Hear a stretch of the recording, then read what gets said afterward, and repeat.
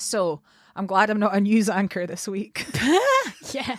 We are here together. And we've got so much, again, as ever, to cram into one episode with including an incredible interview, which we're so excited about. So excited that actually when we recorded this interview, I was like completely overwhelmed with joy because it was like the first time that I found my brain doppelganger. Do you remember? Yes, yeah. Davinia is my hero, and it for somebody that always feels like the biggest weirdo in the room, even though I've rounded up a load of weirdos, it was really nice for me to be like, oh my God, I'm like that. You guys are so similar, and it was obvious. You'll see it yourself. You'll just be like, yep, these these guys are very alike. We're so excited about this interview, and Davinia obviously is just incredible. She's a 2-time Sunday Times bestseller. Yeah, she's super mum, amazing, inspirational woman. Like, you'll obviously, if you don't know who we're talking about, then Hollyoaks, hello. Like, that's where most people will know her from, is Hollyoaks fame. But that's almost like a side project. Yeah, she's just gone forth in world domination and is just like incredible. She's incredible. Yeah. And she's got a special treat for us at the end of this episode. Yeah, she does. So you're going to have to listen and stay tuned for all of this. So we're going to just quickly go back to the meds thing. Yes. Obviously, we want everyone to know that we're all in this together. We're all in the trenches here. It's a fucking shit situation to happen at all, but particularly in ADHD Awareness Month, it just feels so utterly ridiculous. Yeah, like go on, sorry. 1 step forward, 2 steps back, essentially. It's just like we thought we'd be a lot further forward at ADHD Awareness Month than we are, but unfortunately shit is hitting fans still. So we've got some more information from the source that I talked about last week, who is an NHS professional. So this is from the horse's mouth. So this wonderful legend says, the saga continues. So this is a UK NHS professional. Yeah. Only a few updates this week. All doses of Concerta XL now out of stock. Atomoxetine still out of stock. The manufacturer of this medication advised should be resolved in October. However, we've heard nothing from them this month. We also have no dates regarding Inciniv, even though Takeda make that medication too. They haven't given us timeframes for Inciniv like they have done with Elvance. So that's what we've got for now.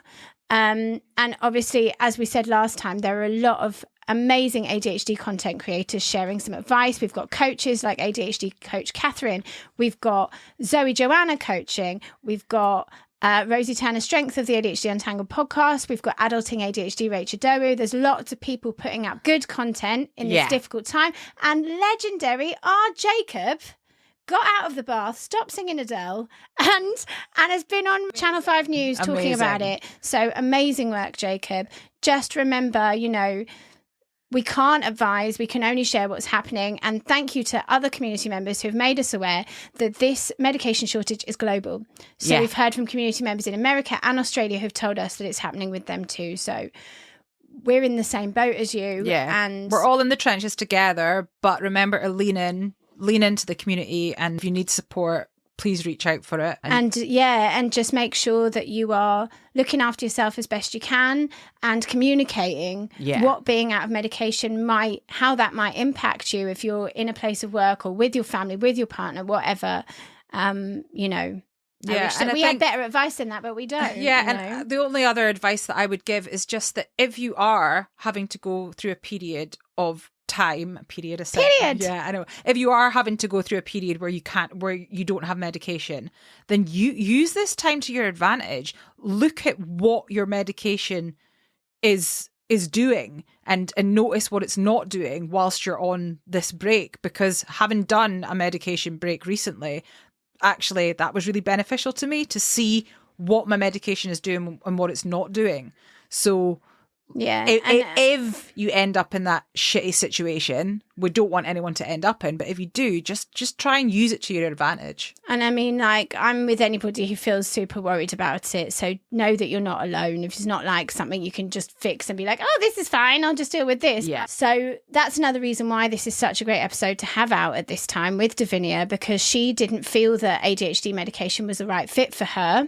And so she's gone about all this hacking incredibleness. And yeah, so just try and look after yourself as best you can. Yeah, medication isn't the be all and end all for ADHD. Of course it can help, but there are other things that can help too. And we need all the help we can get right now. So it's about utilising as much help as we can to help us through this time. Okay, so we've now got an announcement about the Access Denied ND campaign. We do. So the Access Denied team at York Disability Rights Forum, that's YDRF, received a response to their legal challenge of the pilot. The reply from the Humber and North Yorkshire Independent Care Board, ICB, does not address the majority of legal issues raised. As a result, they have been taking further legal advice. The IBC acknowledged limited wrongdoing, but refused to stop the pilot or co-produce an alternative. They continue to show a marked lack of engagement with risk and safety concerns. However, the ICB has offered to meet with the York's Disability Rights Forum, who will be inviting people to tell them what they would like to communicate to the decision markers on their behalf. York Disability Rights Forum will also continue to push to ensure those affected understand what is happening now and know how to influence the pathway going forward. The campaign does not end here. Bindemans LLP, acting on behalf of York Disability Rights Forum, will be responding in full to the ICB. The Access Denied team wants to thank the Leopard Print Army once again for standing with them as they continue to fight. They also asked us to say these next steps would not be possible without all of your support and donations, including the money contributed from the sale of the ADHD awareness pin. Leopard Print Army! So yeah, obviously we're still selling the pins, but now the money, £5 from each pin sale, will go to the Leopard Print Army Fund for Activism and Advocacy, and there will be more information about that coming very soon. So should we get into this amazing interview? I think we should. I literally, she makes me feel so excitable. She's just oozes so much energy and not give a fuckery. She's so brave. She's been through so much and she's just a real inspiration and I love her. Yeah, I think she's just like this pillar of resilience, overcoming, and hilarity. Yeah, and she's funny. Obviously, what she says is like, we're not responsible for we're not responsible for disclaimer for Davinia. A wee disclaimer for Davinia is we're not responsible for what some of the stuff that she says. But we love her and we're so glad that she said it. Yeah, so, exactly. So let's do it. Let's dive into it. Let's dive in. We'll come back into more ADHD awareness stuff at the end of the episode and a very special treat from Davinia. Yes, stay tuned. Enjoy. ADHD has females. ADHD AF. ADHD has females. The podcast. We did it for the acronym. Hi, I'm Dawn. Hi, I'm Laura, and we are ADHD AF. Seriously. Well, that feels like a lifetime ago. Doesn't it just? Since that recording in May 2022, we have been on quite the safari. Mm-hmm. We moved to the same street at the same time, at the same age, with the same undiagnosed neurodevelopmental condition.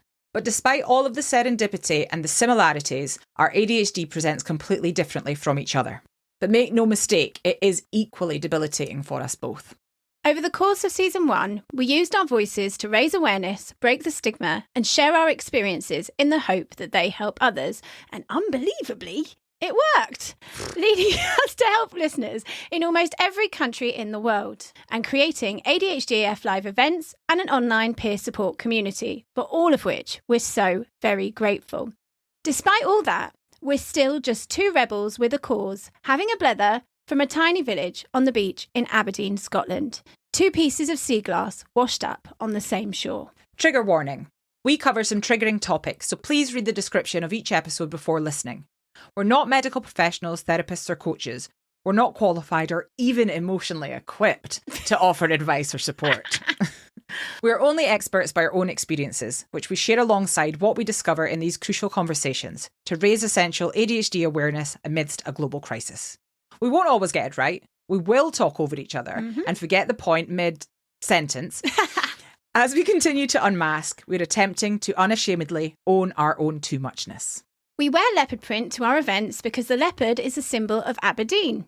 It also symbolises bravery, courage, and the reclaiming of power. Plus, we're a little bit Han. Yeah. So that's why it's become the uniform of our leopard print army, our own special camouflage to unite the community. We're called ADHD as females purely for the acronym ADHD-AF. Get it? Because we both have a juvenile sense of humour. And we swear like sailors. Sorry, mums. And of course, we're ADHD as... Anyway, this is an inclusive space where all genders are so very welcome. Yes, they are. So join us as we continue to make some serious noise about this misunderstood condition to help others like us alongside raising awareness with a hope to influence systemic change so that those in need can be treated both medically and with the respect they deserve. We continue on this safari because hell hath no fury like two late-diagnosed ADHD women. ADHD as females, the podcast. Quick fire round. Please, will you tell us your name? Hello. Yes, my name is Davinia Taylor, and I'm from Lancashire. Well, that was the next question, your location. Well, are you in Lancashire? Or? Yeah, right in the heart of it, right in the middle of it. It's just west of Preston. So what do you class yourself as occupation? Because you're now a 2 times Sunday Times best-selling author. No one-hit wonders here. God, I don't know. What am I? I mean, first and foremost, I'm kind of winging it. Do you know what I mean? On a hope and a prayer, which has kind of been my approach to life always. I've always done something that excites me. And right now, that's manufacturing products and getting products that work really fast out to people. But the problem is getting people to work as fast as me is a real trouble because you've got to go through all sorts of legal things. And it's so frustrating for me, who is like a million miles an hour and needs instant gratification. Otherwise, I just drift off and I go do something else. I'll take my ball to play with someone else then. That's Sounds exactly really it. Sounds like me. Okay, so what is your diagnosis status? I'm diagnosed with ADHD. And I mean, like probably most people, it's particularly like my age. I'm 45, just to give you some reference. I'm 45 years young and I'm a mother of 4 boys.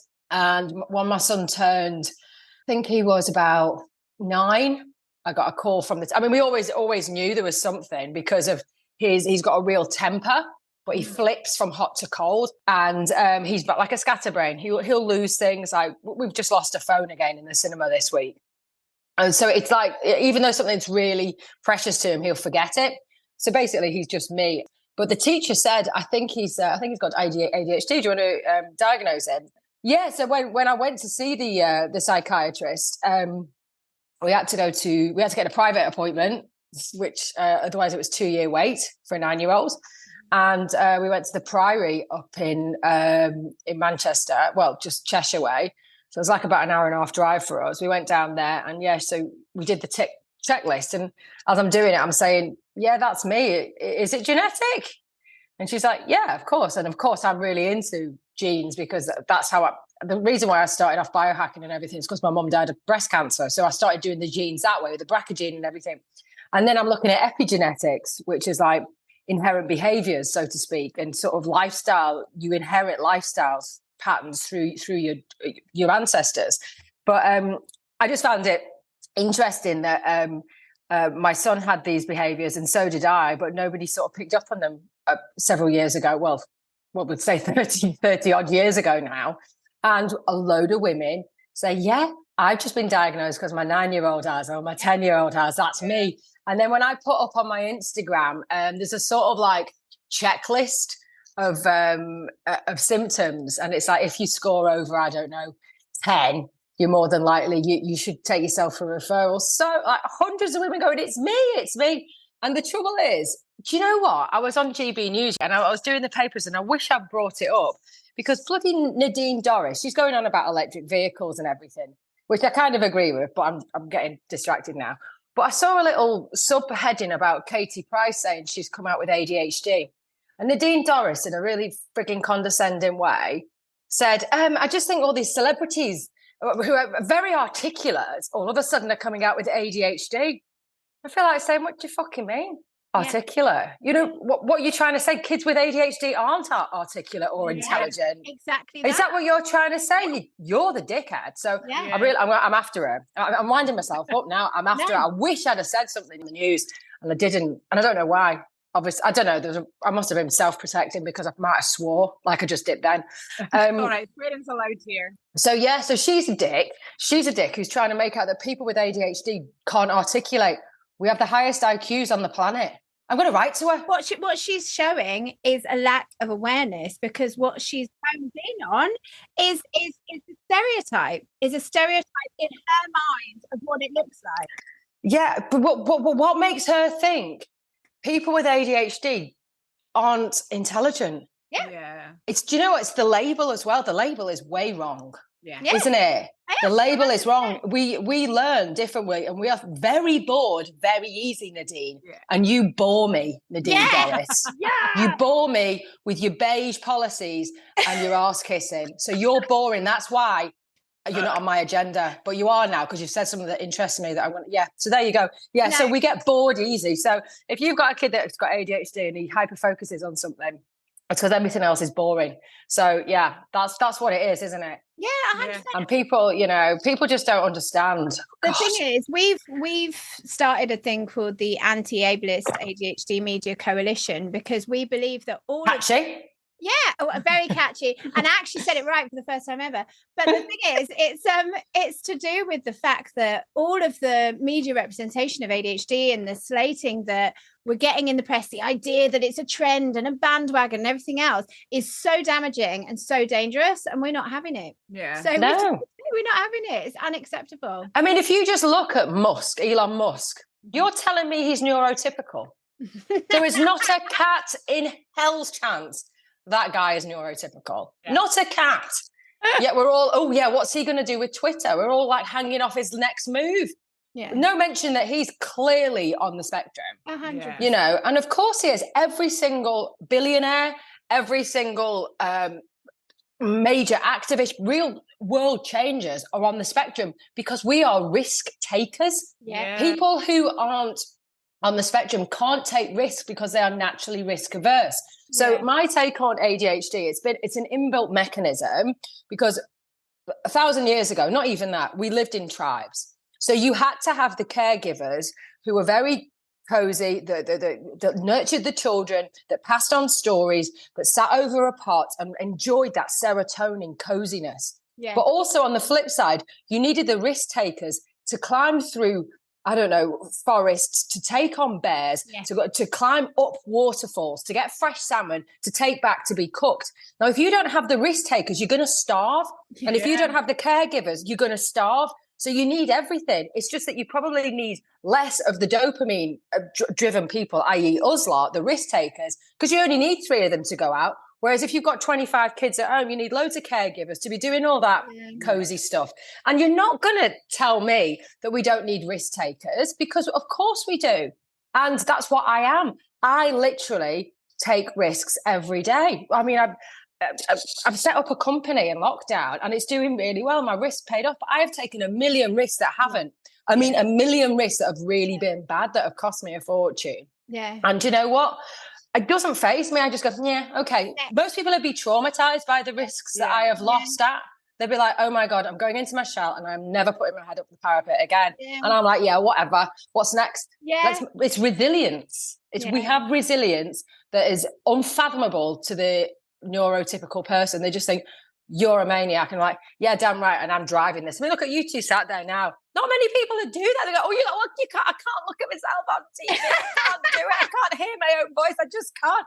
They're so scared of risk and being judged. Whereas we're like, whatever, bring it on. Let's do this. Let's do that. You're just pushing your dopamine, because dopamine is a hormone that we're naturally depleted in. Therefore, we seek it. So we seek it by sort of like foraging for ideas and making plans and future proofing future-proofing survival mechanisms. 100%. You're not going to get an accountant doing that. You're not, but we need an accountant doing the back end stuff. So it's like, you know, everyone's valuable. It's just what 100%. skill set do you bring? And to say that someone who's not neurotypical is somehow inferior, I just want to say, okay, let's fight this out. Let's literally physically fight it out, Nadine. To the death. I will physically fight it out to the death, and we'll see how relevant you are. I wouldn't take you on, Davinia. You're double hard. Double hard. I just don't know how else to respond to that. Except be aggressive and defend my little ADHD family. 100%. So I think we should skip all that. We've got the quick fire round, but it's not a quick fire round at all. So let's skip it. Let's just skip it and get stuck in. So when we talk about getting a late diagnosis such as an ADHD, it's been said, Elizabeth Kubler-Ross says it's akin to a grief cycle because you're taking in this information and you go through the grief cycle. We say it's more like a roller coaster. So rather than the 5 stages of grief, on some days you can be like, I totally accept this thing. On other days you could feel quite depressed about having ADHD. Yeah. And go round and round. Where would you say you're at today? Today, I'm embracing it because I've just gotten a new accountant. I got an accountant in. Basically, I've just started a new accountant this Monday to take away the stuff that I just can't do. It's not available to me. Yeah. So I'm off doing my shiz while she's doing her shiz. So it's just working out well. And again, I'm in a fortunate position because of the risks I have taken. Yeah. I can employ people, not because they've been given to me. So people say to me, you know, oh, it's all right for you. I had to scramble together a load of money to import 5 tons of white powder from Indonesia and trying to explaining that to a bank when you got my history. I said, I need tons of what. They're like, sorry, what? I'm like, it's an MCT powder. It's very good for mental health. He's like, you're importing white powder through Felixstowe during lockdown. I'm like, let me just explain. I know it sounds weird, but I mean, can you imagine? So obviously my business plan was not written down. It was kind of like, help me, bank. So but anyway, I took that risk and they invested in it. And here I am now. And now I can employ someone who can do that. Awful. I would rather run a marathon than do paperwork. And I'm not joking. I have done marathons and I have done paperwork. I guarantee the marathon is easier. Yeah. It is just something that is not available to me. Like marathons aren't available to other people. It's just... Yeah. So that's it. Yeah. So there we are. And I've even forgotten what you asked me anyway. So. Good to hear. Because that's what you're saying. Oh, yes. Oh, yeah. So that's what you're saying. So, yeah, I'm in a good space today. Yeah. But when it gets me down is when I forget important events at the school because I've not read the emails, because ultimately the whole introduction really bores me. So I switch off. I don't commit it to memory. The fact that I can't really work a computer because, as I said to you when we first came on and we were chatting, I have to just use my phone because I missed the whole tech revolution because I was pushing my dopamine up in a pub day in, day out. Yeah. So I missed that tech thing. So I'm really savvy on my phone, but new information overwhelms me a little bit. I know what I know. And it's really, I don't know how I learn so much of what I do, like about neuroscience and biohacking and chemicals and hyper-focus. But on the flip side, I can't read a school email. Yeah. You know what I mean? Yeah. So I miss World Book Day every frigging year. Yeah. So every year my kids go in as Marcus Rashford just because we've got a United kit at home. God bless that kid's soul. Because there's people going in like Jane Austen and stuff. And my kids again are Marcus Rashford. All 3 of them. But it's all about what you're interested in. So if you're interested in this stuff, of course you're going to focus on it. Yeah, be able to focus. You're not interested in World Book Day. Like I'm not. And it's every year. It's just like, and then you see the mums that come out, and particularly mothers of girls. They seem to be like, a lot of girls seem to have, well, obviously not me when I was a girl, but there seems to be a lot of girls who really sort of like help their mums and go, oh, we're doing this because we're getting dressed up. Yeah. It's interested them. My kids couldn't give a shit. Yeah. They just want to know, can they take their football to school? Yeah. That's it. Yeah. You know, I don't get any help from them. It's like, you know, they're not that bothered either, to be perfectly honest. So as a family, we're not really that bothered in school, which is really piss poor. Well, is it?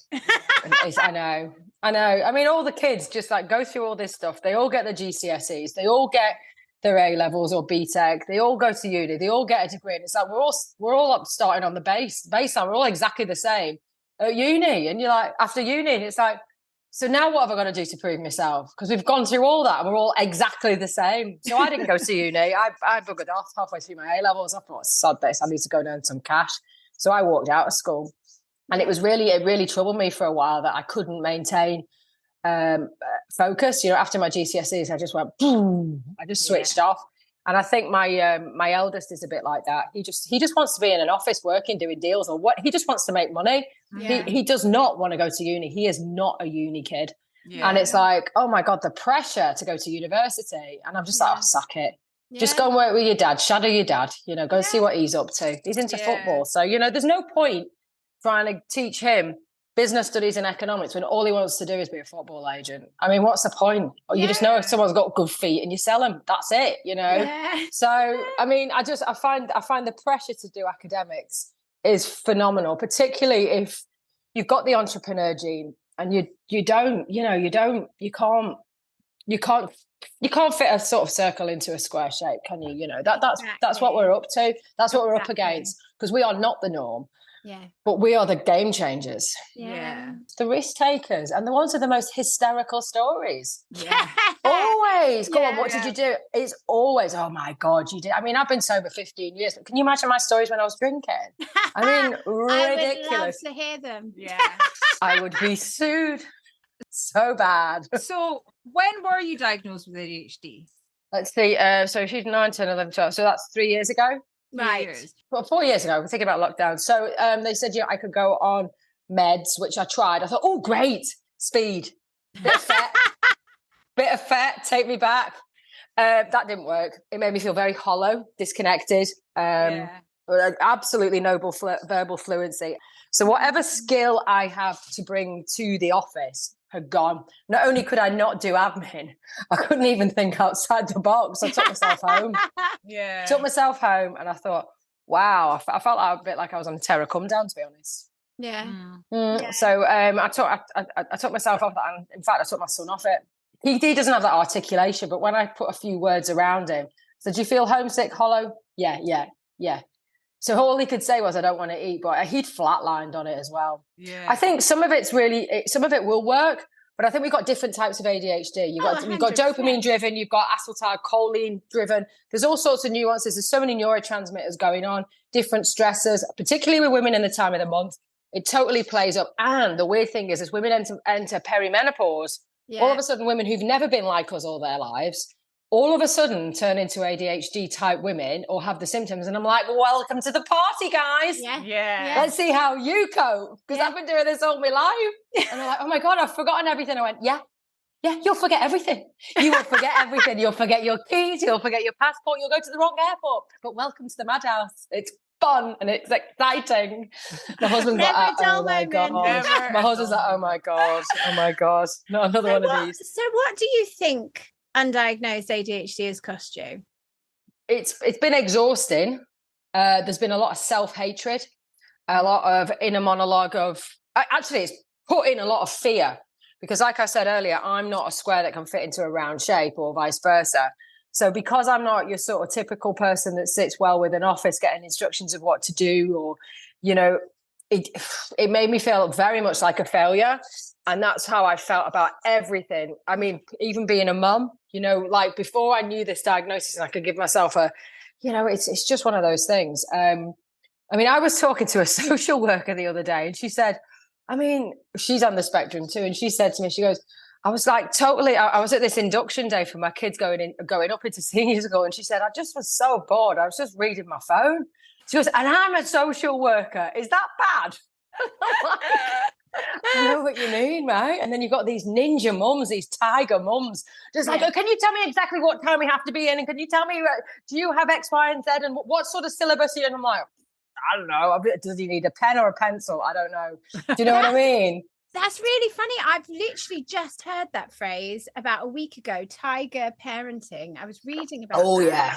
I tiger don't know moms. anything about that. I don't think Yeah, you've got kids. Well, when I lived in London, I met quite a few of those tiger moms. I mean, they're all like retired barristers and QCs and real career women who have just literally funneled their focus into their kid. So they're probably, you know, and they just want those kids to just perform. And some of them, of course, will have inherited, like via epigenetics, their mother and father's capabilities. They're usually like high net worth parents, I think, or hyper driven, you know, in academia, doctors and the like. And so that they seem to just have that skill set to be able to really support their children academically, get them tutored, do homework to the next level. I mean, I can't even find a piece of paper that's not a red letter bill to write on. I mean, that's literally all I have. I have so many red letters. It's like, we're going to turn off your electricity if you don't pay. And I'm like, oh, I better pay the electricity. The red alerts me. So that's how my admin goes. If it's going to get turned off, I mean, that's when it's time. If you're not living on the edge, you're taking up too much room, right? Correct. Let's tightrope walk it. And you know what? I've survived this far. You know, I've got through my mum died and I was in sobriety. I didn't drink. Do you know what I mean? So I've got some resilience. And I just need to be, and now everything slots into place. Why I was always forgetful at school, why I never could complete anything, why I was good at exams, but coursework I had to steal.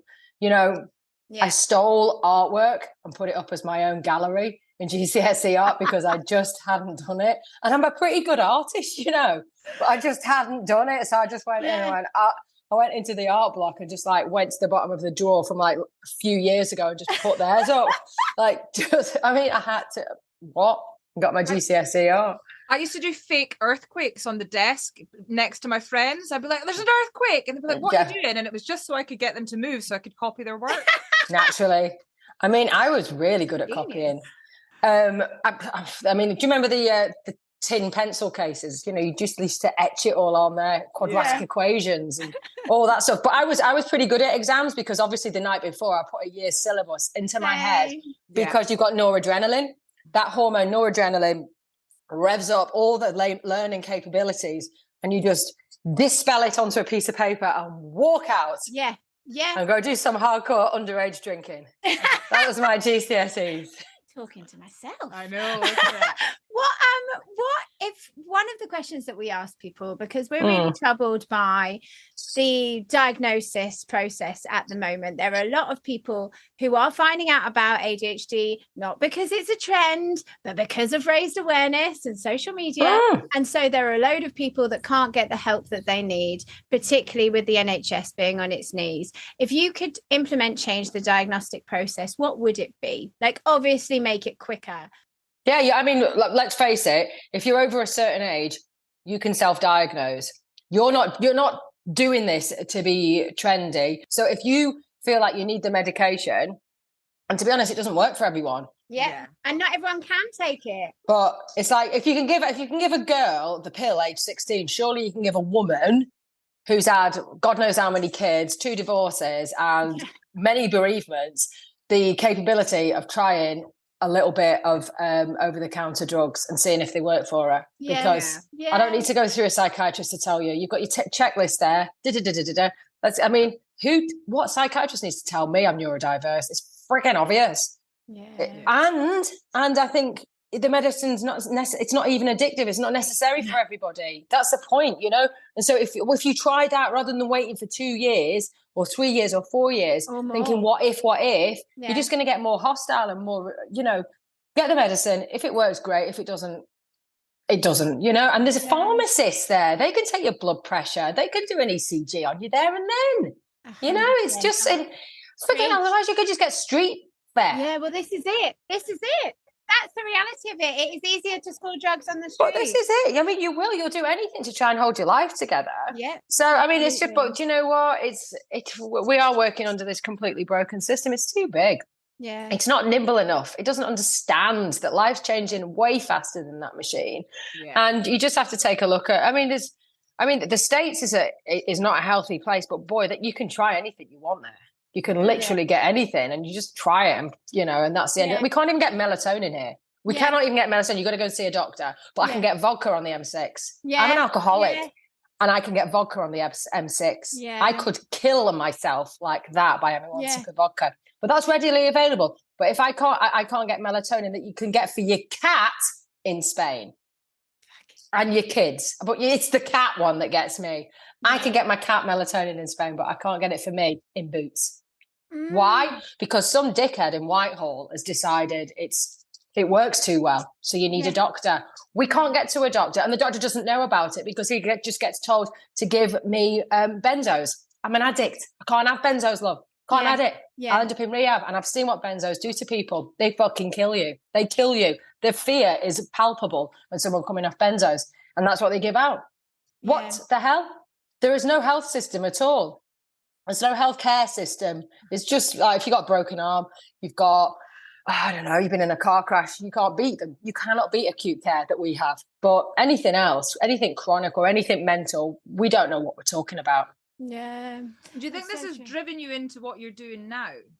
Yeah, because for me, to have my brain means for me to survive. So like I said right at the beginning of this, I am always on the lookout to survive and optimize and make life peak. I'm not middle of the road type person. I need to operate at a peak performance level. Yeah. And I mean, that doesn't mean all day, because I switch off at 10 o'clock. Boom, my head hits the pillow and I'm asleep. So I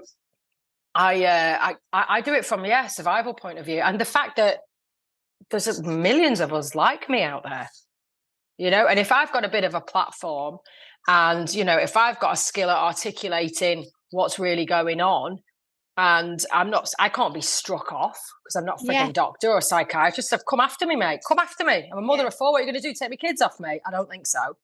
You know what I mean? So what have they got on me? I'm just going to say, this is how it is. And this is what I'm providing. Like I provide supplements that boost dopamine, boost mental health, boost mental stimulation, because I need instant fixes right now, today, or like I'm going to have some in a minute. I'm going to have some now. I've got a glass of this stuff called Powits, nootropics. And it just keeps my brain ticking over and it keeps it clean and gets rid of brain fog or lack of focus, you know what I mean? Yeah. So I need to keep that ticking over throughout the day if I'm going to be my best self, and for me to have a day that I feel like I've completed something, pat on the back, boom, go to sleep tonight. Yeah. Yeah. You know, and that's all I want to do. I want that available for everyone. And you don't need to have ADHD to tap into the stuff that I sell, because I feel like most people are getting to a point when you hit a certain age, after the age of 30, you're spinning so many frigging plates, trying to pay bills, trying to get the kids to school, looking after elderly parents, probably siblings doing your head in, probably getting divorced, no doubt moving house, changing beds. I mean, what? Yeah. Oh, and by the way, you've got to eat very healthy and go to the gym. So, I mean, it's just, so that's why I've sort of developed, it's kind of like tapping into our ancestral brain, but for like a 21st century living, really. That's what we need to do. We can't deny what we are as creatures, but boy, have we got to buffer them. Have we got to take control of our cortisol? Otherwise, we're going to end up with loads of belly fat. Have we got to like really master our sleep? Otherwise, we're not going to feel vital in the morning, and we're going to be narky and overwhelmed. Yeah. And that's a horrible feeling, you know? So that's what drives me. It's my survival instinct. So that's what makes me develop products that work, because it's my survival. So anything else, anything wishy-washy and woo-woo just doesn't wash with me. Really doesn't wash with me. I'm like, please keep your crystals. They look beautiful, but I need something immediately now to get me out of the shit show that I've just caused. It's so funny, because we were just speaking about crystals and woo-woo the other day. I'm woo-woo AF, but I can't get down with crystals. I don't want to know about crystals. I don't want to go. But you know what? There is some science, because what you can do is, I'm into light as well. Light's really beneficial for people like us. It releases dopamine and cortisol, which gives us movement and focus within our brain and our body. So morning light has protons that enter your eyes, send messages to your brain. Of course, your eyes are connected to your brain. And it will make you release cortisol. So at 7 a.m, go outside with your coffee and get morning sunlight. If it's sunshine, blue skies, and the sun's coming up, you need 3 minutes. If, like me, and you're stuck in freaking Lancashire and it's always cloudy and rainy, you need 20 minutes, which is a bit bleak sometimes in February, just stood out there drinking coffee. But, you know, it's just another challenge to get over. Yeah, you're just like, oh, fabulous. One day I'll live on the equator. But, you know, the lights there send messages to your body all day, all night. That's why I don't wear sunglasses. But regarding the crystals, you can actually heat certain crystals and they will omit certain lights. So, but you need quite a lot of them. So you can have these sort of like infrared beds, the mattresses that send lights and heat through the crystals, and they do emit certain waves that will actually reduce stress, will induce a detox, will get to your liver. So they will penetrate the skin because of the waves, like infrared. That's I do understand there is some science behind the crystals, but as opposed to like just having them around and just rubbing them and stuff like that, it just doesn't work. I need hard drugs. So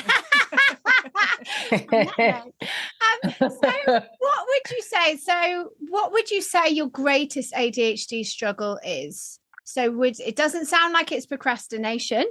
No, although I do it, but I've got so much experience, and it's that morning run, isn't it? Yeah, it's the morning run. All I do with that one is I'll neck some nootropics. I'll drink some nootropics. I'll probably have a coffee with a bit of MCT powder in. MCT powder is like this. It's a medium chain triglyceride. So what it is, it's a fat molecule from the coconut, a medium chain triglyceride. It hits your liver really quickly, gets into the bloodstream, and because it's such a small amino acid, it can, a small fatty acid, it can cross the blood-brain barrier, which gives you ketones as fuel, which I think as ADHDers, we need more fuel than most for our brain. And the last thing we need is glucose, because it gives you peaks and troughs and ferocious cravings. So that's why I think ketones, you get in the way of cravings, and it buffers the breaking the focus and the distraction and what's that over there? The ketones give you a slow, steady energy. And that's my preferred fuel source in the morning. So I have that as soon as I get up. I mean, I get up pretty early and I start hacking really quite quickly. So the sunlight, the TV's on, I'm getting overstimulated because that's my preferred state of being, really. And then I'll go for a run. But the thing that gets me out of the door is putting my headphones on and putting on a playlist of like happy house. So that's what I have to do. If it's a shitty, drizzly day, 9 times out of 10, it is up here. I have to do that to get me to move out the door. Yeah. And, once I'm out there, 10 minutes, maybe about 1.5 kilometers, I'm in it and I'm okay. And I'm very cocky and I'm taking on the world and all that, and the inner monologue shifts from that of chaos into that of alignment, risk-taking, calculated risk-taking, possibilities, joy, and ideas that I could never imagine come after 1.5 kilometers. And then I do about a 7K run. I chuck in a couple of sprints as well, only 1 minute sprints, which is the longest 1 minute of your life. But to the point of exhaustion, like a hill run for 1 minute, sprinting flat out. So you literally feel the burn in your arms, not just your legs. And that will boost your dopamine phenomenally. And then again, I'll come home, I'll jump in the shower, turn the cold water on at the end, 15 seconds, again, boost your dopamine 230%, which is the equivalent to a line of cocaine. So all that before 8 o'clock. There you go. High as a kite, high and happy. And then I'll suddenly remember I've got to take the kids to school. And I'm like, fuck, kids, what are you doing here? So this all sounds amazing, and you sound like you're really disciplined in that side of things. But like for me, I'm someone that really struggles with the task initiation. So I'm terrible at getting up in the mornings. We use body doubling. I have to log into a Zoom call every morning at 7 a.m. to get myself up, and it works. Yeah. But like I struggle with starting a task. So I'd love to go outside for that walk. And occasionally I do jump in the sea because it's like 50 meters away. Yeah. Oh, is it? Okay. Yeah. And that's like, I love doing it. But getting me to do it, getting me from A to B is where I struggle. So I utilize my friends in a way where it's just like, well, we'll meet. It's accountability. Exactly. Yeah. So meet. So do you have any advice for anyone? Yeah, well, I mean, there's tasks. What I do is, so if I know I've got something ahead of me and I need, say I need to run, it's normally the physical thing, because naturally your body as a primitive being will do everything it possibly can to conserve energy. Yeah. So it's not that you're lazy, it's just you have an overriding mechanism to survive. Yeah. So your body always thinks we're not going to eat again, therefore conserve energy at all costs. Now, then you can override that with logic, but your instinct isn't that you're lazy, remember. It isn't that you are bad at this. It's just you're a super survivor and your body is acting on instinct. It's got nothing to do with lack of motivation. It's doing what it was primed to do. So just jump into action. If some frigging predator comes to your house, you will be there and you will be calm as fuck while everyone else is crying in the corner, and you will kill an intruder like that. Because you will just all of a sudden everything will just hyper focus, and you'll go, yeah, what are you doing in my house? I'm going to stab you in the eye with a spoon. Yeah, it's like that flight or fight thing, isn't it? So like in the flight or fight situation, like I do spring into action. Yeah, like I'm right. And there's a cool calm energy that comes over us. So I tell you when it came on my radar once, years ago, I was in London and there was a bombing in Soho. A nail bomb went off and I was just round the corner and my cousin was there. And she was freaking out. There was smoke everywhere. There was guys. It was. I think it was like It was they were targeting the gay community in Soho. The big massive nail bomb went off and I literally felt no panic, nothing. I was with two girls, one was screaming, one was sobbing, and I just kind of was no fear at all. I just knew to take us away from that area in case there was another one. And I got us away and my cousin was like, oh my God, what is wrong with you? You're just unfazed. Like that, and I just thought, right, okay, let's just go and we'll literally evacuate the situation. And it literally is. So we had a problem with the packaging today, and I just felt myself suddenly get this vroom. It's like this zen comes over me, and I don't get mad or angry or anything. I just go, okay, how are we going to navigate this to get this packaging right? Because we're going to be thousands of pounds down here. This is really shit, and I will turn. In about 2 days, I'll go psychotic at whose fault it was. But right now, it's like, get me out of this emergency. And that's what it is. Whereas most people are crying. That's why so many ADHDers are working in things paramedics. Like ambulance. Yeah, paramedics. Yeah, exactly. Yeah. Yeah, well, my dad absolutely. Was. Yeah. Yeah. There you go. So my dad's an entrepreneur. So, and he's definitely got it. Like, definitely. And he goes from 0 to 100. I've got his temper, but it's not that. It's just like, that's how we communicate. That's how we get our message across. That is like ferocity. That's passion. And it's, I'd hate to dampen it down in any of my kids. You know, I've got one, like I said, I've got one in particular who behaves like me, but you know, he's probably got the entrepreneur gene and that's what it is. And who am I to turn around and say, oh no, you've got to behave like in this certain way? I mean, it's impossible. It's impossible to retrain an inherent brain system. And who the hell does society think it is to tell us otherwise, you know? I mean, so much for acceptance.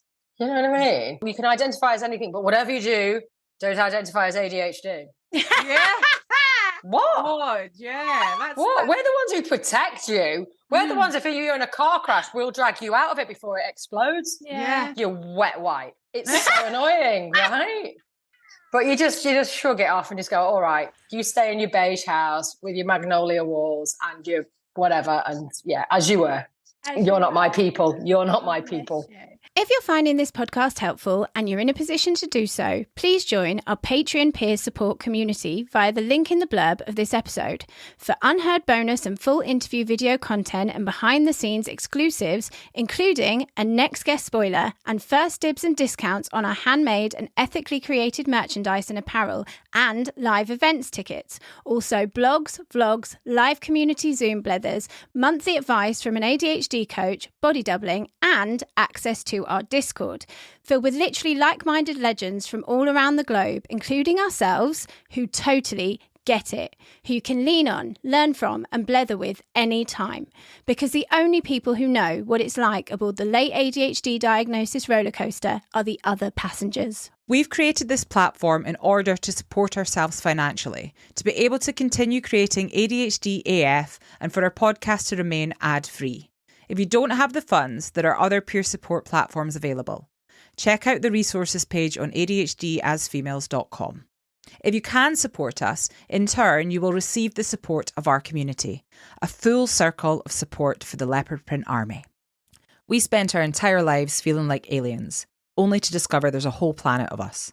So hop aboard the spaceship and join us at patreon.com/ADHDasfemales. If you would like to support us without joining the community, you can make a donation via our Buy Me a Coffee page, buymeacoffee.com/ADHDasfemales. Both of us and the entire ADHD AF community really, really appreciate your support. We really do. So we asked the question about comorbidities. So it's very rare that an ADHDer just has ADHD. Would you like to share what your comorbidities are? Do you have anything else? Do you feel that, you've talked about your addiction in the past? Well, of course, I'm a chronic alcoholic. Oh my God. I mean, there is no getting away from that. I mean, that was the biggest battle coming off that. The withdrawal from that is so ferocious. And it's a nasty piece of work because the denial is phenomenal. Yeah. And still to this day, 15 years on, you still get pub garden, like beer garden. That's one for me. I'm like, oh, wouldn't it be nice? And I've got to fast forward. No, it wouldn't be nice because I know what would happen. I'll be in a corner crying because the devil is within me and I'll feel it on my skin. And I think that has got a lot to do with dopamine because I've got low level dopamine anyway. The come down feeling is so bad. It's palpable. I can feel the wholesomeness drain from me like a wave when I come off alcohol. It is really bad. And it was only alcohol, not nicotine, not drugs, nothing else. And then a close second is my friend, the carbohydrate. So when my mum passed away, it was carbohydrates that got me, because I didn't have any alcohol. It was carbohydrates that I leaned into and I couldn't understand. And it was making me feel worse, more flatline, because carbohydrates boost serotonin, which boosts melatonin. So in fact, I was making myself more and more brain dead by having inflammatory carbohydrates. Yeah. So really you have to be careful about that because you just dampen down what's already a low dopamine. So we really thrive on a high fat diet. Yeah, we really do. High fat, bit of protein. That's what fires up our brain network. A friend of mine, Rachael, she has a company called Nutritious Minds. Her son's ADHD, and that's how she got into it. And she recommends omega-3 fatty acids. Yeah. Again, a high fat diet is phenomenally good for an ADHD brain. It'll just fire you on all cylinders. So you can adapt into normie society a little bit better, but you'll always have that, let's try something else. Just naturally you will, but you might be able to articulate it clearer with a load of omega-3s in your brain. Because what we need to stay away from is omega-6s. Omega-6s are veg oil, seed oil, like rapeseed oil. The Americans call it canola oil, and sunflower oil. Get that out of your diet. That is so toxic to your brain. Again, that crosses the blood-brain barrier. It's highly inflammatory, highly, highly manufactured. You'll find it in all sorts of like cereals. Just look out for sunflower oil or rapeseed oil. Put it down. It's doing your brain no favors. It'll make you sluggish. It'll kick off addictive eating. It really is. It's a detergent that's found its way in the food chain since the 1950s.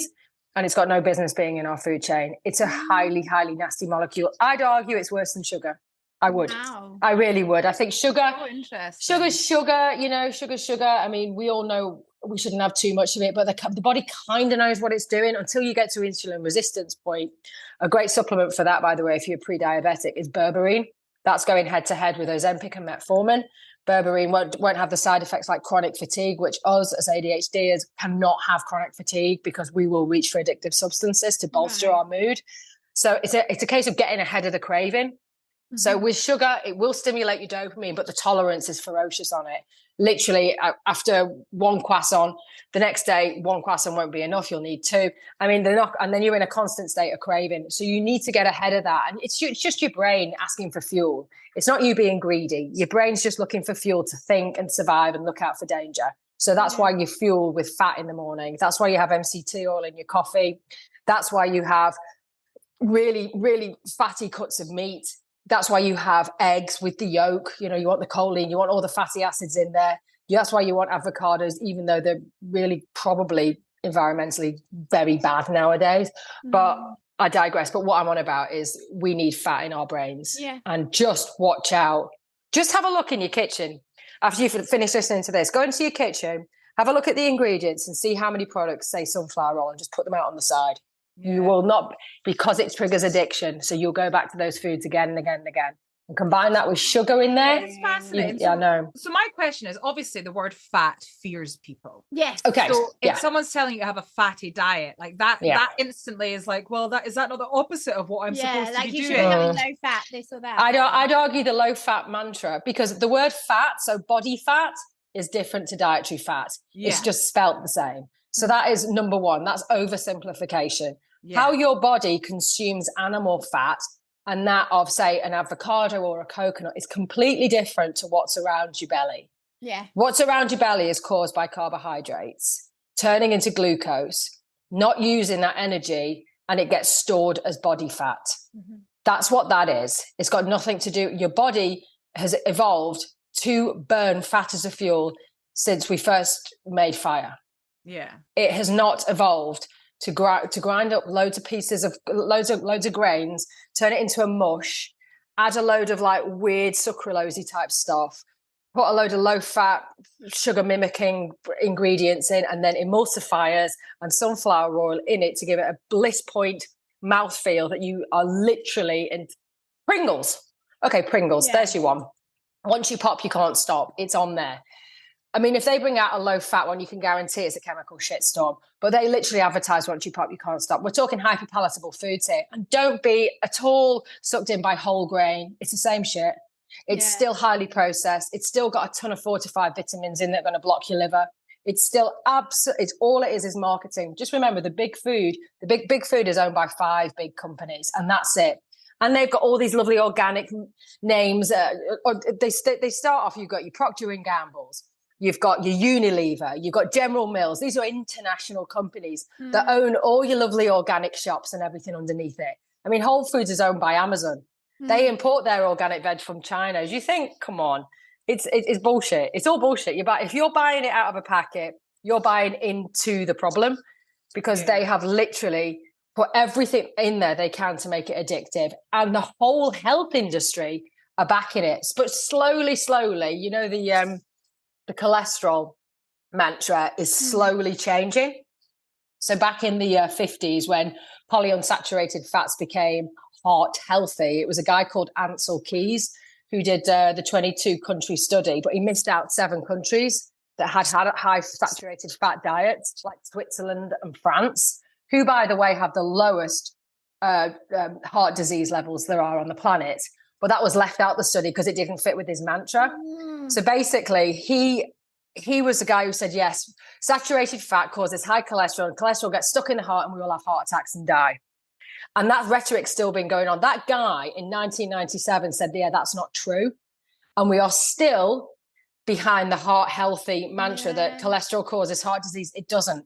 Cholesterol is responsible for your brain network. Cholesterol is responsible for every single cell in your body. Every membrane is made of cholesterol. Your brain is made of fat. This is the weirdest rhetoric that's been out there. And there are people finally debunking it. There's a brilliant doctor called Dr. Malcolm Kendrick, who's got a book called The Cholesterol Con. And his second book is called The Clot Thickens, which is hysterical. Love that. He's so cool. Yeah, he's so funny about that. That's fabulous. But he's written a really good book. And all the stories in there, like women have higher cholesterol and we get less heart disease. It's actually, low cholesterol is a sign of you may have cancer. And low cholesterol in Japan was increasing strokes. So they boosted everyone's cholesterol levels and strokes went down like about 600% or something crazy like that. Cholesterol is a necessary molecule for hormones. So any woman on a statin is going to feel depressed because she's not getting her sex hormones manufactured properly. They transport hormones.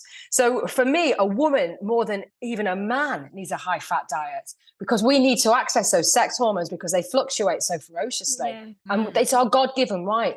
So, I mean, I could go way, way deep into it, but I won't. Just know that cholesterol thing is now going, oh, you've got good and bad cholesterol. And then it's going to be, but then you've got oxidized bad cholesterol. And then it'll be, actually, forget cholesterol, let's target insulin. And Ozempic, enter. That'll take over from the statin. The statin's the biggest drug on the planet, by the way. It is the biggest selling drug on the planet. I have high cholesterol and I've never been healthier. I'd argue with any health provider. You come for a run with me and let's see who's healthier, me or you. Let's have a look at our body fat. Let's have a look at our endurance. Let's have a look at your sleep stats and let's see who's healthier, me or you. Do you know what I mean? Yeah. Do you know what? I just think this is fantastic because we've talked a lot on the podcast about how late diagnosed ADHD is. We can struggle with low self-worth. Because all of the lifetime of shit So we can struggle to put in the self-care. But what you've just, well, a lot of what you've said is just dinging off these alarm bells in my head about this fight to give your brain the best energy that you can. Mitochondria. Your body, your brain needs mitochondria. Yeah, like if you think about it, all of us here, or a lot of us that listen to our podcast are here and you're struggling to access help, right? So even without the want to, or the ability to prioritize self-care, if you need help with your ADHD and we're not getting it, like the things that you are saying are just literally, it's just game changing. Yeah, it really is. Correct. Thank you so actually the keto diet, I don't follow a complete keto diet. I have a keto day, and at night, like I alluded to earlier, I have carbohydrates at night, like sourdough, potatoes, like cheese on toast, all that stuff goes at night, because then that turns into serotonin, which turns into melatonin, which makes me sleepy, i.e. the carb coma. Mm-hmm. That is parked till the night. So during the day, when I've got to be on it, I'm ketogenic, and I come out of my sleep digesting all that food, and my body's already turned into ketosis. So I ride that ketosis wave in the morning with my fat fueled coffee. Mm-hmm. The MCT oil will boost noradrenaline in your brain. The caffeine will open up receptors so dopamine can be received more. So the dopamine you're getting from the light, which will boost, and the music in your head will boost you. There's also a really good ingredient called macuna purines. It's a root that contains L-dopa. You have a bit of that, maybe 50 milligrams of that with a coffee. Bloody hell, yeah, you're on it. You're on it, and just stay ahead of the game. Keep that MCT oil going through your body. You know, it'll take you a while to get fat adapted. Your tummy might be off. You might have got cramp, but you're talking a teaspoon here. So a teaspoon at a time. And if you've got your gallbladder removed, it's okay. Just get yourself. I mean, they love whipping out gallbladders, the doctors. They love that. I mean, what? Like tonsils and gallbladders and appendix? What, we didn't need it? I think you might find I do. Anyway, but if it's too late, it's fine. You can get a really good digestive enzyme with oxbiolin and with lipase in. That'll help you digest the fat as a fuel, get it into your bloodstream, get it up to your brain, and have you fat, like a fat burning machine, not a carb storing machine, which is sluggish and sleepy, and you're like a little bear and you want to hibernate. The last thing you need is fucking granola in the morning. It is probably covered in sunflower oil anyway, so that's going to kick off. I make my own granola. I'm like, get rid of it. Yeah, but as soon as you consume that oat, mixes with your saliva, it turns to glucose. Boom, you're on the insulin. You're on the insulin roller coaster. You're up, you're down, you're seeking food. You're like, subconsciously, you can't focus because your brain is feeling, okay, we're running out of glucose. We're running out of glucose. Seek. So you're going to get distracted by noise, by sound. You're not going to be able to hyper-focus at all because your brain is subconsciously telling you to go and find more fuel before you die. That's all it's doing. So you need ketones in your brain every morning to start off your day, and your mood will go up and you'll just feel more in control, and the distractions will become far less. That's incredible. So interesting. So interesting. There's so many people out there that are going through the diagnosis process for ADHD and aren't getting help or support, and finding out this information and finding other ways to help yourself other than and going it's down better the medical because route. you don't feel like you've got the fear and you're coming down off a bag of whiz. It's horrible, that feeling. I hated that feeling. It made me feel so EBGBs. I can't tell you. That's the only. That's my fantastic articulation. I got the EBGBs off it. Right? Who wants the EBGBs? And like you said, there are some people the medicine doesn't work for. There's some people can't take it, can't access it. But what I like to say is, just because like HRT's put out there, this is like, right, you've got your meds, off you go and crack. It's not actually perfect for everyone because we're kind of nuanced, and the things that stress me out might not stress you out. Yeah. I guess we are pretty similar because we'll probably lean into chaos because we can help. Whereas the mundane just doesn't vibe with me at all. No. You know what I mean? So I guess us three are quite, this little triangle of chaos is cool. It's cool. So, I mean, I think for me, I know what works for me better than meds, better than what you can access all over the planet, because I've tried every frigging thing there is, you know, and I really think that the MCT, and just to go back to the ketogenic diet was put in place back in the 1930s. Hundreds of studies on it. It stops seizures with epilepsy. That's how powerful the ketogenic diet is with the fat fuel in the brain. It stops epileptic children. This is before we have medication. So basically that's how powerful the ketogenic, it was a medical tool. So that's why I think we as neurodiverse people need a ferocious amount of fuel, because we burn through it, because we're always seeking. We don't sit still well. We're always seeking danger. We're always seeking opportunity. So you need that fuel. You'll burn fuel through fuel ferociously quick. So sugar is a non-starter. Save that for nighttime. Have that all cozy while you're just doing a ridiculous binge on Netflix. Yeah. That's what you do there. Yeah. So I think you need to take care of your liver. If you drink, that is a problem, but you could probably, if you've got a drink problem, there's a very active version of vitamin B3, which is called NAD, and you can have it as an IV. I think that's really good for people who are neurodiverse. It just completely clears out the system. NAD plus, it's called. It's not the nicest IV to have. It feels like you're going into early labor, like there's a cramping all over you, and it takes about 3 hours, but you can get that as a supplement as well. There's a company called Natudo. I think it's absolute game changer to have the B3 family on your radar if you're neurodiverse. It's super interesting. But I guess Big Pharma couldn't patent it, so they stuck with speed. So there you go.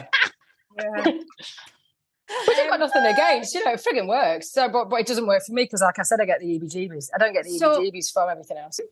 We've got 2 little questions to end on, but do you feel like you've said everything that you want to say? Like, is there anything that you haven't shared that you would like our listeners to know, or you would like the world to know about ADHD, or anything that... Yeah, I think, do you know what's really valuable with what you guys are doing is getting the message out that it's actually okay and it's not a fault. Look at people who literally run industries, who have the guts to be... risk takers are 9 times out of 10 neurodiverse, and the only reason they can get through the admin is because they've got an army of staff, and it is that's got them through it. And I think it really warrants. So, like Dave Asprey, who is the pioneer of basically like this MCT oil thing that I now sell. Dave Asprey is like one of the biggest biohackers in the world. I mean, he's Asperger's. He sold his company for like $100 million. Yeah. And and he's going to buy it back because he doesn't like what they're doing. I mean, what a hero. Like, now, do you know what? Who would do that? They go, okay, I've got my $100 million. I'm going to go and live in the Cayman Islands. And he's like, no, come on, I'm back in the game. That is neurodiversity, because he doesn't like what the people who he sold it to are doing. Yeah. He goes, give it me back. You don't know what you're doing. So do you know what I mean? Yeah. That to me is just like leveling up. They're like the people who change the world. So for me, it's like, just don't worry. The world's not got the patience yet. They will understand soon. But when you make a success, people will accept you as whatever you are. As soon as you're successful, they freaking kiss your ass anyway. So if you're neurodiverse and getting bollocked, just you wait. Say, I will have my time in 10 years' time, mate. Yeah. And you're all of a sudden, he's like, hi, how are you on Facebook? Oh my God, you look amazed. You're like, fucking hell, where were you when I was in the gutter? Where were you when I was in the gutter, pal? Yeah, that. Yeah. Absolutely. Thank you so much. Like, honestly, this has just been such a wicked chat. Like, and literally, like, my brain's like, oh God, have this. Of course it is. You're going to go out and start shopping now, aren't you? I know. Straight on. I just think it's so interesting, and it just gives a completely other kind of dimension from what we're used to thinking about and speaking about with medication and diagnosis and everything. And this is just another angle to look at things, and it definitely opens up an area to dive into. 100%. Oh my God, it's great. It's just like redirect your talents, man, and just like apologize for nothing and nobody, because we are the game changers. Yes. So tell us, Davinia, what is the most ADHD thing you've done this week? There's so many. Let's just see. There are so many to choose from. There'll be a few. Oh my God. Right. So, I mean, I was really pleased with myself that I got on the right train. I was really pleased with myself to go down to London to do breakfast TV. I was really pleased with myself. I actually set my alarm and got up at 4:30. What was I not too impressed with? Wrong packaging design went out, costing me thousands. Kids, forgot to pick up my kid from school. He was the last one there. The receptionist had to drop him off in our village and he had to walk home. Had a row with him. He said, I'm a shit mom. And I'm like, yeah, well, whatever. It's a shit life. Get used to it. I mean, literally temper tantrums, the whole thing. Forgot to get any coffee, so was like scrapping around to find instant coffee in the bottom of my suitcase. I mean, I work next to a supermarket, walk past it. I mean, just little things like that. Just I had to drive, let me see, these headphones here, had to drive back home to get them because I left them in my bag. So yeah, there's another 40 minutes out of my day. Just shit, man. Just shit. And you just go, whatever. But you know what I find very interesting? The word serendipity. So I kind of like, if something is happening. That's very serendipitous, isn't it? Yes. Do you know what I mean? So I just think, okay, this is happening for a reason. I had to drive home to listen to probably something on the news that's going to resonate with me later. Yeah. And do you know what? And I have to think that way because there's so much shit and chaos and so much backtracking that I have to do, that I have to think some universal power has put me in a place where I've got to repeat an action or do something or make a correction for a much bigger reason than getting it right first time. So I have to forgive and just think, right, something else around the corner is the reason why I'm fucking driving home again down the same road to get a pair of fucking headphones that were in the office yesterday that I took home last night and forgot to bring in this morning. Ta-da! You know what I mean? Yeah. So absolutely love that. Like, honestly, we are all about the serendipity. There has been so much serendipity with this podcast, with everything. And there just continues to be. And I've got goosies now. So thank you. Yeah. Bit of dip. Double dip. So if anyone doesn't know how to find you, find what you're doing. Okay, no problem. Yeah. Well, actually, I've got a podcast called Hack Your Health, which is by Davinia Taylor.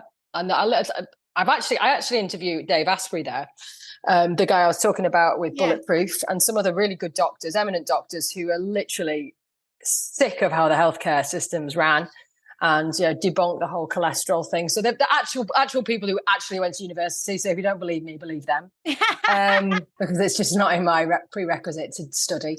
And also I've got my Instagram, which is at Davinia Taylor, Davinia Taylor, and also my company where I sell brain fuel really and kind of like fat loss products, which is a company called Will Powders that I set up 18 months ago.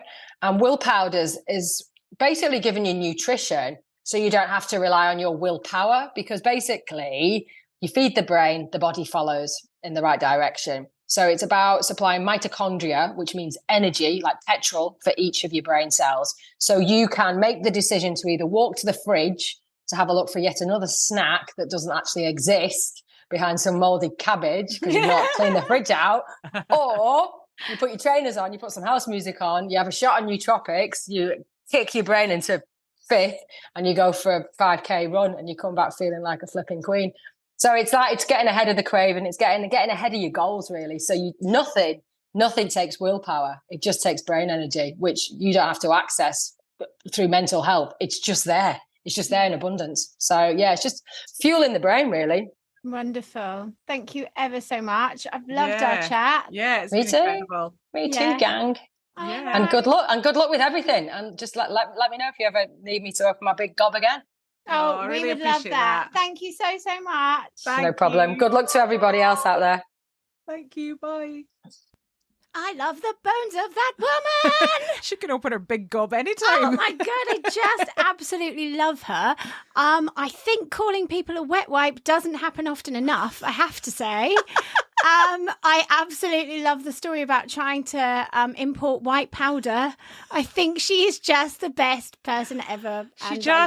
She doesn't try to cover anything up. No. She just is her, and unapologetically, and it's just so much admiration for being able to be yourself. She's and her incredible. positivity, the way that she views ADHD people as like an unstoppable force, and like I love this idea that obviously you need all people who are carers, people who are huntsmen. I can't even remember the expression she used. It's already fallen out of my head, but I love that. It's like we all have our unique gifts and talents to put into the world, and perhaps we might do things differently, but you do what works for you and harness your own different, not wrong. Yeah, exactly. And I just is that the new tagline for ADHD? Different, not wrong. Well, somebody's probably used that. But they probably have. But if they haven't, it's mine.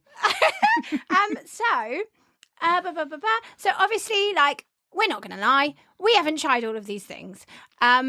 Because we're absolutely shit at self-care. But we're working on it. We are aiming to do it. But obviously, we can't vouch for anything. You'd need to speak to a doctor. Yeah. But Davinia obviously has, and she quite clearly knows her shit. Yeah. But we just haven't used any of the stuff yet. Sorry, Davinia, but we will, because Davinia has very kindly given us all a 10% discount to her will powders. So there will be a link in the blurb of this episode. So if you want some of this imported white powder. Imported white powder from Davinia, you can use the code ADHDAFWP10 for a 10% discount. So thank you very much thank you very much to Davinia for that, and we are going to get on it. But obviously, if you are taking any supplements, please make sure that you check with your medical professionals before doing so. Just throwing that disclaimer in there, so no one tells us off. So, and so that none of you cause yourself any damage, you know? Not that Davinia's products would cause you damage, but just, the whole thing about different things work differently for different people. Yeah, and so it's not so much that her products are wrong, but if you're taking something that might not work in conjunction with something else, just make sure or any allergies or whatever. You check with your medical professionals for advice first. Yeah. Yes. But I love this because as soon as the interview was over, it was such a great interview. I had such a great time. And then we got an email almost immediately with the most ADHD thing that Davinia had done, which was actually forget to mention the name of her new book. So that is called Hack Your Hormones. Yes. So that's Davinia's book. What's the most ADHD thing you've done this week? Well, it's quite funny because we're talking about the meds thing, and we spoke about it last week, and we're telling people, what we're planning to do, etc., etc. I've obviously done fuck all. Fuck all squared. Yeah. And this is me. It's just like, it's not a problem for me right now, so I don't need to deal with it until it becomes a problem. Now or not now. Yeah, exactly. It's that now or not now analogy that I live by, and it gets me into trouble time and time again. However, this morning, because I had surgery last Wednesday, I kind of feel weird speaking about it, but nothing serious, so don't worry about me. But I had some surgery last week, and I wasn't taking my meds Wednesday, Thursday, Friday, Saturday, Sunday, and I've restarted them Monday. Yeah. And I thought to myself when I started them again today, I was just like, you know what? Like, I should probably do something about this whole med shortage thing. So the most ADHD thing I've done is not do anything about it until now. But I'm getting a call back from my doctor tomorrow about a repeat prescription. And fingers crossed that I've done the same. I've put in a request, but I have been rationing, but then I started getting dizzy. That doesn't sound good, does it? So it's just scary because I've just started the HRT and it was just imbalanced. So I am a bit nervous about it, but we'll report back. And I'm essentially rationing as well. Like, instead of taking 2 tablets a day, I'm just taking 1 in the morning. Yeah. It's not what is prescribed to me and what I've been coping with. Yeah, absolutely. But it is, kind of bare minimum to get me by. Yeah. So so where are we now? What's the most ADHD thing I did this week? Honestly, head up. You wouldn't think we've done this 70 odd times, would you? I know. To be fair, it's 10:30 at night. Our heads are both burst. What is the most? That's probably the second most ADHD thing I've done this week. What is the most ADHD thing you've done this week, Laura? So I have got this really special face cream. Don't, because I want to do hysterics over this one. So I've got this really special face cream from Ibiza. I should probably give the person a shout out, but I've actually forgotten what it's called, obviously. But this girl makes this amazing face cream using products from the island, and my friends clubbed together and bought me some lovely bits and for my 40th birthday, and the face cream was one of those bits. So I've been using it since May, and it is gorgeous. It smells incredible. And I suddenly was about to put the face cream on, so I've got through a bit. I open it up, I look down, and what I see in the bottom of my face cream looks like a fucking slug. It looks like mold or something grey, slimy thing in the bottom of this thing of cream, and I just lob it across the room, like scream and throw it. Luckily, not that much came out of it because obviously it was a special gift, so it's very expensive cream that I probably wouldn't be able to afford to buy. And then expensive cream that's got mould in it that you've just thrown across the room. Because it looked like a fucking slug. So I pick up this cream and just like really scared, like dip my fingernail into it to kind of push around this slug thing. And then I look at it and I suddenly realise it's a crystal. So it's basically proper woo-woo magical crystal face cream.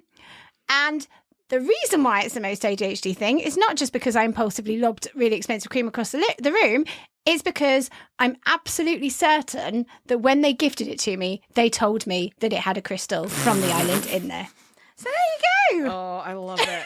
I can actually see you freaking out. I can picture the freak out that happened and the chaos that ensued afterwards, because I bet it was just comedy. I would have given anything to be a fly in the wall. Yeah, but think about it. It's like this gorgeous little crystal thing, but covered in cream. It looks like slimy grey slime. Of course it does. Like, it's going to look absolutely appalling.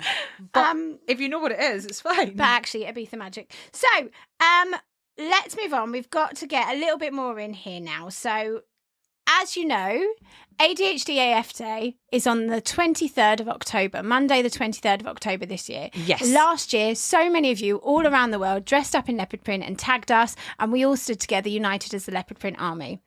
This year, we're asking everyone to do the same thing, but also, alongside tagging us, we would like you to tell us where you are in the world and give us your number. Yes. So how long did you have to wait, or do you have to wait to get ADHD assessment, right? Obviously, if you don't know, just estimate how long you have been waiting, how long you expect to wait for. In your area, etc. So where you are, wear at least one leopard print item, take a photo, give us your number, and wear one piece of leopard print and tag us. That would be amazing. On Monday, the 23rd of October, which is the start of the Make It Count campaign. Yes. So the hashtag is ADHDAF Make It Count. And on that day, the 23rd of October, our Make It Count campaign starts because we are determined to make this ADHD Awareness Month count. So on the morning of that day, myself, Ali McDonald, and a couple of others are going to go to Holyrood in leopard print to deliver a very important message. This is not a protest. I repeat, this is not a protest. And then in the afternoon, we will go to Westminster, so English Parliament HQ, to deliver the same message and to make ADHD Awareness Month count. And should you happen to be passing Holyrood at around about 9 o'clock on Monday, the 23rd of October, and you happen to be in leopard print, I mean, what are the chances? And we happen to see each other and you just want to take a picture of us and just come and say hello and absolutely not be protesting, that would be wonderful. And the same time in Parliament Square in London at 4 p.m. on Monday the 23rd of October and be wearing leopard print. Again, crazy coincidence, but it would be wonderful to see you and not protest together. Yes. Yes, and amazingly, a community legend has stepped forward to help us with Wales. So as we said, we're covering things in England and Scotland, and we put a call out for Northern Ireland and Wales. We've not heard anything back from Northern Ireland, so if you would like to help us with our campaign there on Monday the 23rd of October and you happen to be in Northern Ireland, do get in touch. ADHDisfemales@gmail.com, please. But community legend Clare has stepped forward to help us in Wales because in 2022, a request for data relating to adult ADHD from the Welsh Government confirmed that they do not hold basic information about the level of need and those waiting for ADHD assessment. The Welsh Government does not hold the information you are requesting. The level of information may be available from individual health boards. There was a review of neurodevelopmental services in Wales in July 2022, and there has been ongoing work and discussions about changing services, but the language around ADHD is not positive overall, unfortunately. The purpose of redesigning services should therefore be focusing on better meeting unmet needs rather than trying to close the demand capacity gap. An action to restructure and expand ND services will be required to increase capacity. The current model of relying upon secondary mental health services to assess and diagnose ADHD is not working well. Support for adults with ADHD was reported to be much less developed than autism support and often limited the monitoring of ADHD medication. So that's what's going on in Wales in a nutshell. And community legend Clare, her handle on social media is Summon Fire Photography, is going to go to Welsh Parliament HQ on Monday the 23rd of October at the same time that we go to England and Scotland on the same day. So if you are in Northern Ireland and you can do that for us, then do get in touch. And if you are in Wales and you would like to support Clare in leopard print on that day, the morning of Monday 23rd of October, you can do so by getting in touch with her via the Instagram handle I just messaged to absolutely not protest. Yes. In leopard print. So just as a final kind of note, Laura, how are the shows coming along? They're coming along. I've got a little bit on my plate, but they're getting there. They're getting there. I'm very excited. When I can even think that they're coming soon, I'm excited. But obviously, it's difficult to promote a you-know-what show before festive season. Yes. So I'm not putting any of those proper graphics out until November the 1st. So after ADHD Awareness Month. But that said, London is literally about to sell out. It's the last couple of tickets remaining. As you know, Laura is working super hard to arrange these shows and to make sure that there are some very special guests along for the ride as well. So alongside Amy Polly, she's now being joined by Adulting ADHD, Rachael. Yes, right. In London, and Hannah Huxford, author of Diary of an ADHD Martyr, Queen, who will also be at London as well as Leeds and Manchester. Yes. And if you've not seen Hannah or met Hannah, then honestly, you're in for a treat because she is a scream. Treat. She changed the whole Leeds show. Yeah, we changed it just for Hannah. There was an extra song for Hannah. She's the best. So yeah, it was amazing. So you're in for a treat. Edinburgh Fringe superstar Nicole Nadler is going to be at all of the events. Yes. And Zoe Joanna Coaching will be at Aberdeen. And Steph of All the Discos and the Emporium of will be at all the English events. So already you've got an incredible lineup, and you be sure that there are going to be more incredible people announced very, very soon. Yeah, as soon as I've got a second to breathe, I will get on that, and there will be more big announcements to come. So thank you to everybody who's booked tickets to see absolute ridiculousness in the name of just bringing the ADHD community together at what can be a triggering time of year for so many of us, potentially the only festive event that you can properly unmask for in a safe space. And obviously, I don't know if I can be at them all, but I will definitely be there supporting at any of the ones that I can. And Aberdeen is obviously a given. But yeah, if I can make any of the others, you'll see me there. Yay! We should leave these people in peace. But Davinia, how I love thee. Let me count the ways.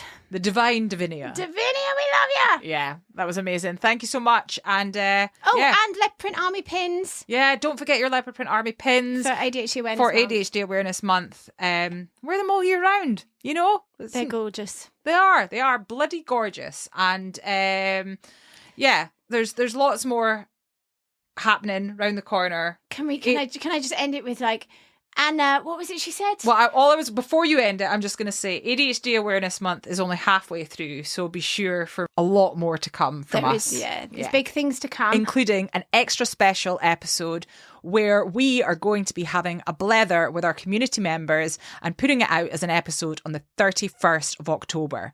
So if you want to be involved, now is the time to join the Patreon community so you can be part of this extra special awareness episode with our community, which will be recorded on the 25th of October. So check out Patreon and come and join us for a blether. We have them every single month, but this one is extra special and will be going out as an episode, and we cannot wait to share.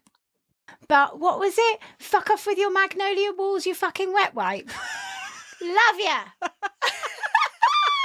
Let's go.